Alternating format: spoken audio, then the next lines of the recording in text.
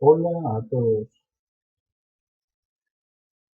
Dentro de unas semanas comenzaré a impartir un seminario sobre la buena voluntad que yo prefiero describir como voluntad de Dios. Pero antes de comenzar, me gustaría aclarar el verdadero y profundo significado de ese concepto de buena voluntad. ¿Qué es la buena voluntad? Una gran mayoría, al escuchar ese concepto, piensa que es un término religioso o moral. Incluso muchos piensan que la buena voluntad ha sido utilizada por religiones y por personas de forma muy negativa, y por eso tienen un especial rechazo a ese concepto de buena voluntad. Hoy en día parece que las personas inteligentes deben asumir y predicar los principios de una ciencia moderna, que ha trascendido el concepto primitivo e infantil de Dios, y ahora se habla de universo, de energías universales.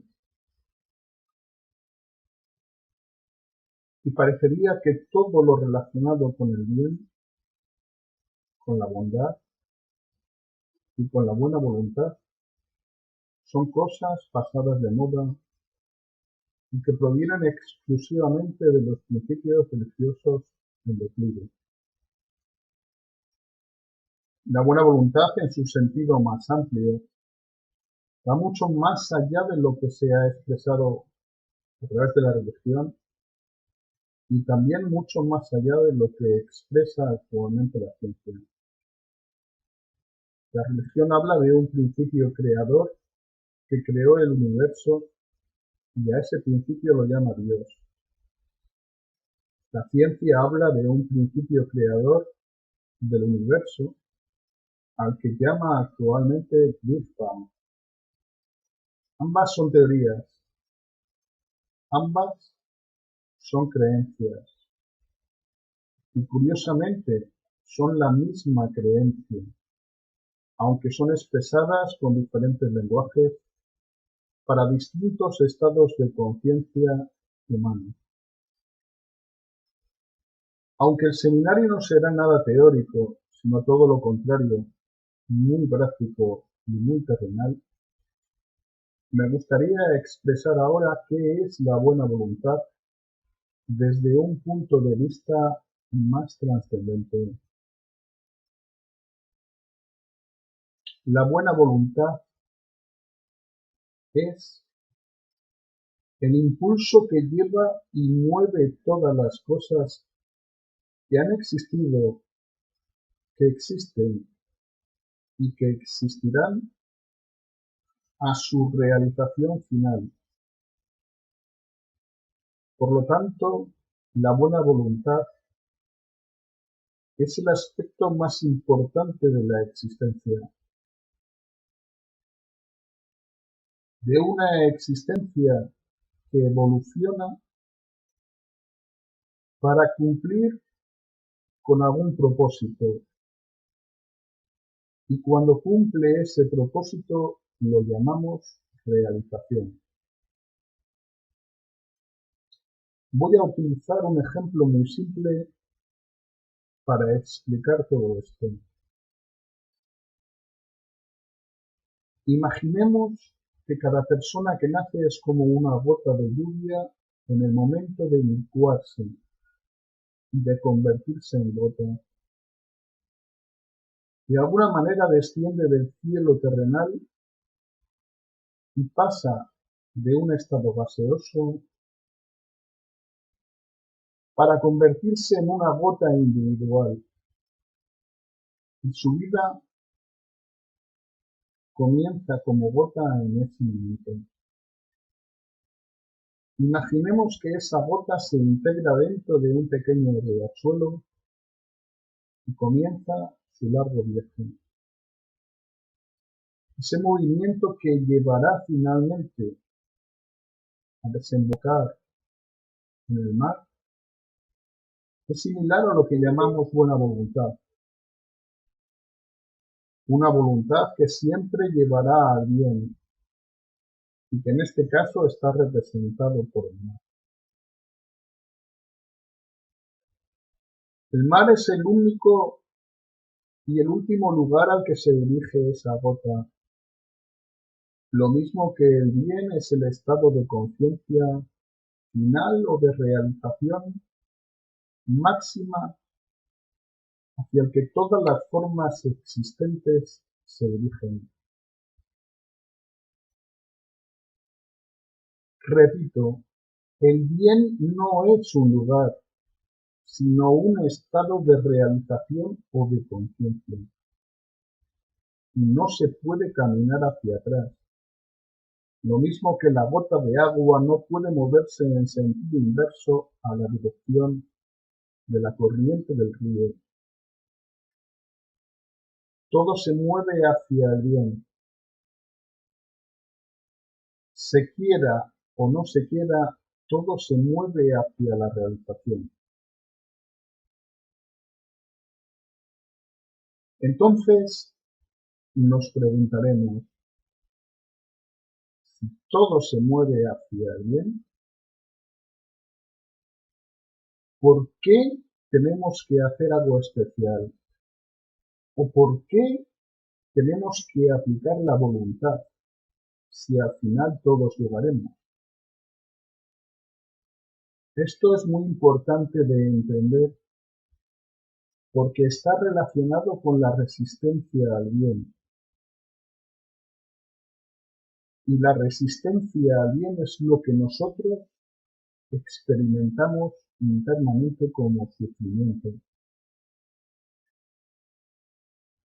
Internamente, en lo más profundo, y más se experimenta cuando las personas son más sensibles y más capaces de sentir su propia interioridad. Cuando las personas no perciben estos estados internos del ser, no son apenas conscientes del significado del bien, porque no relacionan ni entienden el bien como realización. Como la conciencia de estas personas se mueve por resultados y por realizaciones del mundo externo, su satisfacción o sufrimiento está relacionado con esas situaciones y con esas consecuciones. Son todavía muy insensibles e inconscientes de las experiencias internas del ser. Sin embargo, esto no evita que se muevan como el resto de personas o de gotas hacia el mismo mar o hacia el mismo bien donde todos nos encontraremos fusionados en algún momento.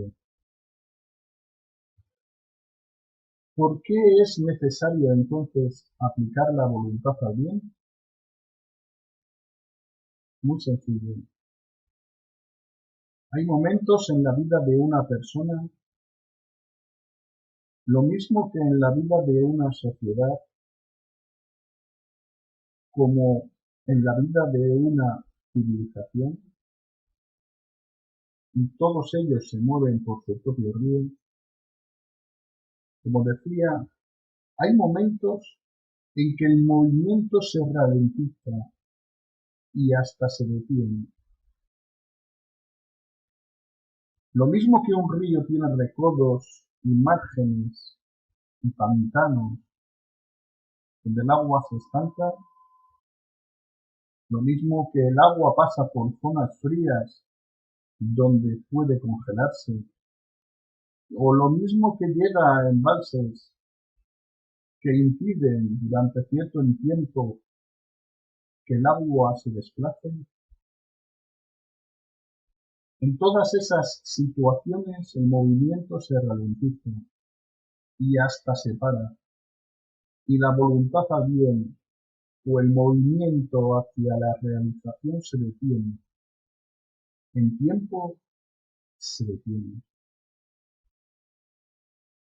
Esa ralentización, esa parada o esa detención implica mucho sufrimiento, porque se llega a un estado de conciencia de sinsentido, de incapacidad de alcanzar la realización y de impotencia espiritual. El sufrimiento interno es mucho más poderoso que el sufrimiento externo y tiene repercusiones más importantes para la propia vida. Una persona puede durante parte de su vida o incluso durante una vida entera, terrenal y completa, encontrarse estancada y sufrirá en la medida de su conciencia, hasta el momento que nuevamente encuentre el modo de ponerse en marcha, hasta que encuentre el modo de soltarse y de liberarse de esa condición en la que se encuentra atrapada y que no le permite avanzar hacia su propia realización. Pero cuando se trata de una fase evolutiva de una sociedad entera, que por lo que sea se enfría y se convierte en un embalse, paralizando el movimiento de toda una corriente de personas que son conciencias, aspirando a su realización individual y social, entonces el problema se agrava todavía más, porque es la propia sociedad la que pierde el sentido de realización. Y en ese estado, la podredumbre, el estancamiento y la inanición llevan a la desintegración si ese estado se prolonga durante mucho tiempo. No solo es necesaria la voluntad al bien individualmente, sino también colectivamente. Más aún, lo colectivo, el río, es el que porta las individualidades. Y si el río corre deprisa, todos avanzan deprisa. Y si se detiene, toda la masa de agua también se detiene. En muchos casos, las personas que son conscientes de ese movimiento o necesidad de moverse hacia el bien, se encuentran ancladas en sociedades embalsadas y sufren por ellos mismos y también sufren por los demás, porque la sensibilidad del ser interno trasciende lo individual y siempre experimenta lo que sucede en la interioridad colectiva, y eso es inevitable. Estas personas conscientes sufren ese poco entendimiento de una generalidad que ha quedado dormida y que apenas tiene fuerza ni es capaz de derribar las barreras. Esas personas conscientes tienen que aumentar su voluntad, tienen que aumentar su movimiento a partir de sí mismos, en lugar de utilizar la corriente favorable del río, porque en ese momento no hay corriente del río.